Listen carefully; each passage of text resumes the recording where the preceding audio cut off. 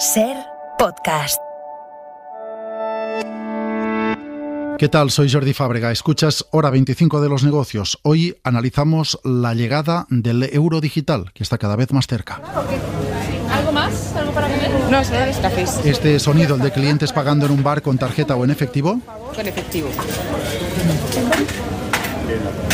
puede cambiar en los próximos años, porque desde hace tiempo los bancos centrales de todo el mundo están trabajando en la creación de monedas digitales oficiales. Hay criptomonedas que no son un método de pago universal y que tienen más uso como inversión que como sistema para pagar nuestras compras. De lo que hablamos hoy es de algo relativamente diferente. Es también una moneda digital que funciona con una tecnología, en algunos casos incluso con la misma tecnología que muchas criptomonedas, pero que va a valer lo mismo que una moneda en efectivo y que se podrá utilizar para los pagos de manera generalizada. Ese es a lo que se va a llegar. De momento aún estamos en el camino, pero en ese camino esta semana se ha dado un paso adelante importante porque el Banco de España ha autorizado la primera prueba de euro digital.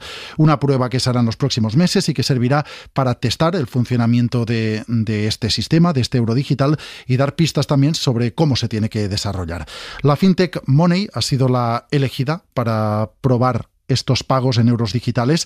Su consejero delegado es Alex Saiz. ¿Qué tal? Buenas noches. ¿Qué tal? Buenas noches, ¿cómo estáis? Antes de nada, esta prueba de euro digital, ahora explicaremos cómo funcionará, pero antes, ¿está limitada a pocos usuarios? ¿Puede acceder cualquiera? ¿Quién podrá participar en esta prueba? Bueno, el grupo de trabajo es limitado. No nos dejan decir el número exacto de usuarios, pero es un número pues que está acotado por temas de seguridad y por temas pues de blanqueo de capitales, etcétera, etcétera, ¿no? Es por tanto una prueba que empieza por pocos usuarios. ¿Cómo funcionará? Los que participen, ¿qué van a notar? ¿Qué van a tener que hacer y cómo para utilizar este euro digital? La prueba y el producto, que es un prototipo, pero que ya es 100% funcional y se podría lanzar mañana al mercado. Lo que pasa es que el protocolo del sandbox del Banco de España o del Banco de Pruebas del Banco de España requiere de una serie de pruebas y pues para concluir y tener unos informes finales. La prueba al final consiste en que los usuarios entran en la herramienta, que es una app móvil muy simple, en la que se cargan una cantidad X de euros mediante Bizum y automáticamente estos euros se convierten, o la misma cantidad de euros que se han depositado mediante Bizum, que son euros tradicionales, se convierten o se crean pues tantos euros digitales o tokens, o stablecoins o euremes, para ser concreto, como euros normales, diríamos, se han depositado. Y para pagarán a través de la app del móvil, como digamos se utilizan algunas aplicaciones, pero se hará en lugar de con los euros que conocemos, con este token, ¿no? Exacto. Al final el usuario no va a percibir que está operando, diríamos, con Eureme. La experiencia de usuario es la misma. Vamos a hacer lo mismo que estamos haciendo a día de hoy. Lo que pasa que hasta el día de hoy el euro tradicional iba por unos raíles, unas vías de tren que todos conocemos, como todo el mundo habrá oído el término SEPA. Entonces, en este caso, hacemos lo mismo. Lo que pasa que los raíles, la infraestructura que hay por debajo, es lo que se llama cadena de bloques. Con lo que para tareas simples que ya estamos acostumbrados a hacer, de un pago en un comercio, etcétera, no nos va a afectar en nada en la experiencia de usuario. No nos vamos a dar cuenta que realmente la transacción se hace usando otra infraestructura. Y sí es verdad que hay potencial en el token, en el Eureme y en lo que es la digitalización del euro y basado en cadena de bloques, es todo potencial relacionado con usos más de empresa, ¿no? Durante esta prueba, ¿estamos hablando de que se va a reducir a pagos de pequeñas cantidades o se va a poder utilizar para todo tipo de pagos? El potencial de uso de un euro digital o de un token es infinito. No solo hablamos de micropagos o pagos entre particulares. Es más, siempre decimos nosotros que en España el pago entre particulares, el peer-to-peer, que se llama, ¿no? Enviar dinero a mi hijo, a mi primo o a mi hermano, hay una solución que es fantástica, que es Bizum. No vamos a reinventar la rueda. Donde brilla el euro digital y basado en la cadena de bloques es, repito, en temas que pueden tener unas especificidades y necesidades técnicas avanzadas. Volviendo a tu pregunta inicial, una de las cosas también buenas es que una fábrica, por ejemplo, una empresa española que compre una máquina pues que vale millones de euros a un productor de Hong Kong, le podrá mandar pues millones de euros en segundos, con una seguridad, una trazabilidad y una inmutabilidad tremenda, velocidad extrema, como hemos dicho, segundos o milisegundos, y además con un coste irrisorio. Podemos hablar de 4 céntimos de coste de una transacción de millones de euros, ¿no? Pero, repito, no hay que confundir al oyente y explicar muy bien que el potencial de uso a nivel de funcionalidades es casi infinito. Cualquier cosa que te puedas imaginar tú que quisieras hacer con dinero, se puede hacer con el Eureme. Una de las cosas que ustedes destacaban es precisamente que se puede personalizar mucho el uso, ¿no? Por ejemplo, en cuanto a los cobros o a los pagos. Exacto. Es más, por ejemplo, para poner ejemplos un poco más gráficos para que la gente lo pueda entender, como está digitalizado y hay un potencial tecnológico debajo muy bestia, muy grande, podemos modular, por ejemplo, el pago de nuestra hipoteca en función de nuestra situación financiera o de bolsillo cada mes, ¿no? Es una herramienta que no tan solo facilita y mejora la vida del consumidor y de la sociedad, sino que también es una gran oportunidad para la banca tradicional para dar un mejor servicio al consumidor, ¿no?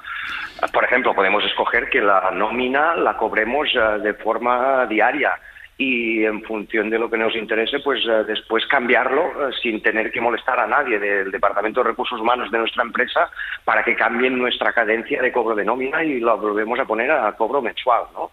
En fin, el potencial y el abanico de soluciones es infinito. Usted me decía que este euro digital tiene ya suficiente desarrollo, este Eureme, como para ser una realidad generalizada en un plazo corto de tiempo cuando los reguladores lo autoricen. Correcto. O sea, a nivel tecnológico, la tecnología está aquí y hace tiempo, y lo único que hace falta es que el regulador acompañe a la presión que está haciendo la tecnología para que esto sea una realidad, ¿no? Sí es verdad que el regulador, a nivel Banco de España o a nivel Banco Central Europeo, está súper por la labor, en un tono muy positivo, constructivo, es decir, esto tiene que ser una realidad y vamos a acompañar a quien quiera liderarlo para que pues acabe siendo una realidad. Pues Alex Saiz, CEO de Money, primera compañía que probará el euro digital en España. Gracias por acompañarnos en Láser. Buenas noches. Gracias, buenas noches. Las pruebas empiezan ya en España y también se anuncian más pruebas piloto en otros países europeos como embrión de esta moneda digital. Y es que los bancos centrales no quieren quedarse atrás en un mundo en el que cada vez se usa menos el efectivo, aunque se sigue usando, y para eso están apostando de forma decidida por la creación de estas monedas digitales oficiales. Lo reconocía así Christine Lagarde, la presidenta del Banco Central, hace unas semanas. La gente está pagando más de forma digital que usando efectivo. Casi la mitad de los consumidores de la zona euro afirman que prefieren pagar con medios de pago como las tarjetas. Vamos a seguir proporcionando efectivo, pero si cada vez se usa menos, el dinero público puede perder su papel de ancla en este modelo híbrido, amenazando su función fundamental con implicaciones para la economía. Y los datos avalan estas palabras porque el uso del efectivo es verdad que es cada vez más bajo a nivel europeo y también a nivel España.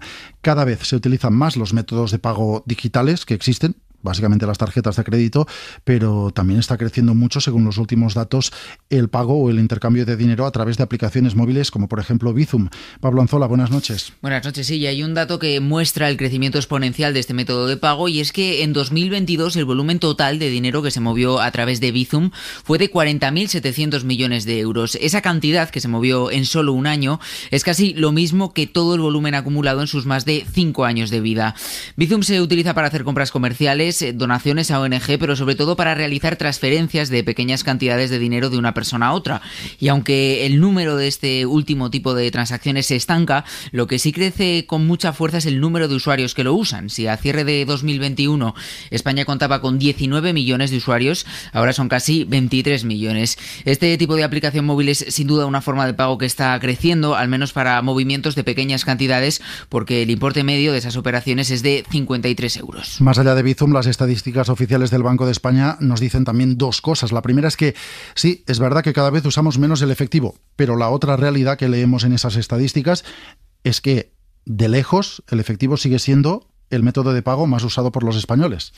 Sí, es una tendencia que se ha ido acelerando en los últimos años, especialmente con la pandemia. En 2022, casi 7 de cada 10 compras las hicimos en efectivo, en concreto el 66%, si bien en 2019 ese porcentaje era de casi 20 puntos más, era del 83%. Son datos del Banco de España que reflejan también que los pagos con tarjeta han pasado del 15% en 2019 al 28% en 2022, y se observan también diferencias por edades, porque los mayores de 55 años prefieren el efectivo, mientras que el grupo de edad que va de los 25 a los 39 años es el que más usa la tarjeta. Lo cierto es que cuando se pregunta a los usuarios qué prefieren del efectivo, la respuesta mayoritaria es que es más seguro que las tarjetas o que los pagos digitales.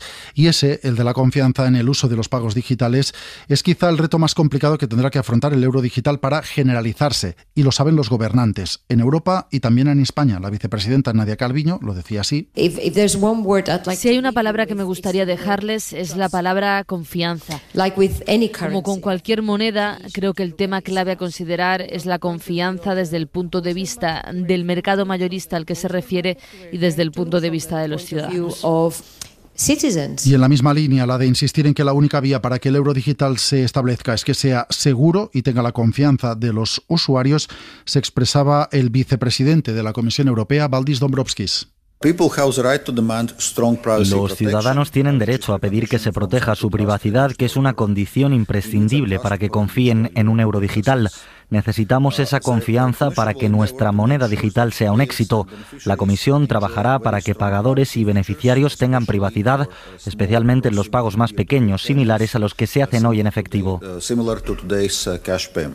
Y ese aspecto de la privacidad se insiste tanto en ello porque es una de las cosas que más cambia con el euro digital, porque a diferencia de lo que ocurre cuando pagamos en efectivo, el pago digital deja un rastro y por lo tanto puede ser seguido. Esto, por un lado, facilita la lucha contra el fraude, contra el uso ilícito del dinero, pero también permite saber a qué hora y en qué lugar hemos hecho todos los pagos, por ejemplo. Y esa información es la clave de la privacidad. En todo caso, a la espera de cuál va a ser la solución técnica definitiva por la que se va a optar, el proceso hacia el euro digital está en marcha, pero es que también está en marcha el proceso hacia la libra digital, hacia el yuan digital, que de hecho es el que está más avanzado, y también hacia el dólar digital. Nadie se quiere quedar atrás, y esto decía el presidente de la Reserva Federal, Jerome Powell. Me preocupa que lo hagamos bien. Acarrea riesgos, también tiene beneficios. Depende específicamente del contexto institucional de cada país y quiero hacerlo bien. Somos moneda de reserva. Tenemos la ventaja de ser los primeros en movernos en virtud de eso. Así que creo que es mucho más importante hacerlo bien que hacerlo rápido. Así que euro digital, dólar digital, libra digital también. Vamos hacia estas monedas digitales respaldadas por los bancos centrales, que están cada vez más cerca, pero para las que aún tendremos que esperar un poco, unos años al menos. Luis Garbí es profesor de finanzas en ICADE Business School. ¿Qué tal? Buenas noches. Buenas noches, Jordi. Encantado de estar con vosotros. Antes de preguntarte por las ventajas o desventajas de estas monedas digitales, llamémoslas oficiales, le pregunto por algo que hemos apuntado antes y que creo que es importante, y es dejar claro que el euro o el dólar o la libra digital son monedas que funcionan con tecnología similar a la que utilizan las criptomonedas, pero con diferencias importantes, como que tienen detrás el respaldo de un banco central y que no son vehículos de inversión. Totalmente. Y además, para el usuario final va a ser imperceptible la diferencia. La gente que está pagando, o bien con tarjeta, o bien incluso desde el móvil, no va a notar ningún cambio cuando en lugar de pagar con euros tradicionales empecemos a pagar con euros digitales. Para el cliente final la diferencia es imperceptible. De cara a su funcionamiento, desde un punto de vista interno, todavía no sabemos si funcionarán como las criptomonedas. Estamos en una fase de diseño y probablemente para el euro digital no usemos blockchain, aunque sí que se creará un ecosistema que será muy parecido al que tenemos ahora con las criptomonedas. Aclarado esto, ahora sí, ¿qué ventajas puede tener a nivel de usuario, a nivel de sistema financiero también, que tengamos un euro digital? Pues para el usuario, como he comentado, no va a haber el usuario no va a notar gran diferencia. Por poner un ejemplo, esto es como un coche de gasolina o un coche eléctrico. Sí que el coche eléctrico va un poquito más fluido, pero cuando vamos andando por las calles no notamos esa diferencia. De cara al funcionamiento del sistema sí que va a haber grandes y notables diferencias. Con el euro digital se va a poder controlar y gestionar mejor, resumiendo mucho, todo. Esto tiene una cara positiva y una cara que al oyente lo mismo le puede dar un poquito más de miedo. Empezando por la cara positiva, que se pueda gestionar mejor todo quiere decir que vamos a poder controlar mejor a dónde van nuestros impuestos, que todo el tema fiscal y toda la burocracia asociada con el tema fiscal probablemente se pueda simplificar. Va a haber un mayor control sobre la economía y esto hace lo de la cara B, Jordi, que te comentaba, una parte un poquito más negativa, y es que ese mayor control también se podría llegar a traducir en un mayor control del gobierno sobre los ciudadanos. Yo esta parte negativa no la compro porque, por un lado, ya nos tienen muy controlados, estoy pensando, por ejemplo, en Hacienda, y por otro lado, el objetivo del euro digital no es controlar a los ciudadanos, sino es adaptar todo el sistema financiero a una realidad digital en la cual ya llevamos muchos años metidos. Se nos dice que con el euro digital podemos llegar a tener directamente casi una cuenta en el Banco Central Europeo, en este caso. ¿Esto puede suponer menos intermediarios, por lo tanto menos comisiones o no? Menos intermediarios, sí. Menos comisiones dependiendo cómo se acabe adoptando y cómo se realicen los servicios, porque efectivamente esto pasa por tener cuentas en el Banco Central de forma directa. Por un lado, va a haber un proceso de desintermediación, pero la gente seguirá necesitando préstamos, seguirá necesitando medios de pago, y asociado con todos esos servicios, pues las comisiones que pagamos a cambio de tener esos servicios seguirán existiendo. No sé hasta qué punto la introducción de este euro digital, cuando llegue, puede convertirse en otra barrera que aumente la exclusión financiera de parte de la población. Sin duda, y esta es una de las primeras cosas que el gobierno tiene que tener en cuenta. ¿Por qué? Porque hoy por hoy el movimiento del efectivo, un cajero automático, tiene sentido con comisiones y tiene sentido económico para el banco que te pone ahí un cajero automático. Como la gente cada vez usa menos efectivo, estos cajeros automáticos van desapareciendo. Y lo que comentabas, Jordi, hay gente mayor, hay gente que vive en situación de exclusión social, que cobra limosna en euros físicos. Hay gente que no se ha adaptado al tema tecnológico, o nosotros mismos un día, si por ejemplo nos quedamos sin luz o sin batería en el propio móvil. O sea, el dinero físico, por un lado, en el corto plazo, cuanto menos, tiene que seguir existiendo, y cada vez más, como es menos negocio para los bancos, cada vez más es necesario la intervención pública, es decir, que siga existiendo dinero físico cada vez más, igual que hay problemas asociados con la España rural. Necesitamos que siga habiendo en algunos ámbitos sucursales, sitios a donde nos podamos dirigir y haya personas. Pues esto cada vez más va a ser un servicio público en lugar de algo ofrecido solo por los bancos. En todo caso, viendo estos posibles problemas, viendo también las ventajas que tendrá su implementación, visto también el compromiso que tienen los bancos centrales de seguir apostando por este euro digital, ¿podemos pensar en que a medio plazo este sistema de pagos digitales sea ya algo generalizado e instaurado, o aún falta mucho para que podamos decir eso? Que va, es antes de que nos demos cuenta, y desde un punto de vista de gestión del cambio, lo más difícil ya lo hemos hecho, es decir, ya estamos casi todos pagando con digital, aunque lo que haya por debajo son euros físicos. Aquí, ¿quién nos está poniendo la necesidad de realizar este cambio? Pues no es otro sino China. China, desde enero de 2020, está ensayando con los yuanes digitales, y en el momento en el cual China tenga operativo su yuan digital, lo va a expandir por todo el mundo. Podría llegar a suceder, en el caso de que no reaccionara el Banco Central Europeo, que, como digo, sí que está reaccionando, que Alibaba y un montón de empresas chinas nos ofrecieran servicios financieros en lugar de con euros, en yuanes. y ahí estaríamos desde Europa perdiendo soberanía. El Banco Central Europeo no va a dejar que esto suceda y al final de lo que estamos hablando es de adaptar el sistema financiero a una realidad que todos conocemos, y es Internet. Lo raro, o a mí lo que me sorprende, es que no tengamos euro digital ya. Pues Luis Garbía, profesor de finanzas en ICADE, gracias una vez más por estar en Hora 25 de los negocios. Un verdadero placer, gracias por darme voz y hasta la próxima, Jordi. Ventajas y desventajas del euro digital, que se empieza a probar ya en España y que está cada vez más cerca. If we can accelerate the work, I hope we can accelerate the work. I will certainly support that. Tan cerca que Christine Lagarde dice que acelerarán, si es posible, para que este euro digital sea una realidad cuanto antes.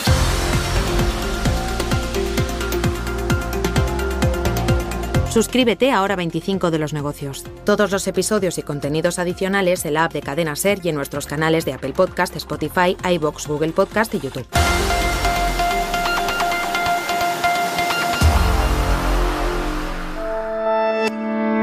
Cadena SER. La radio.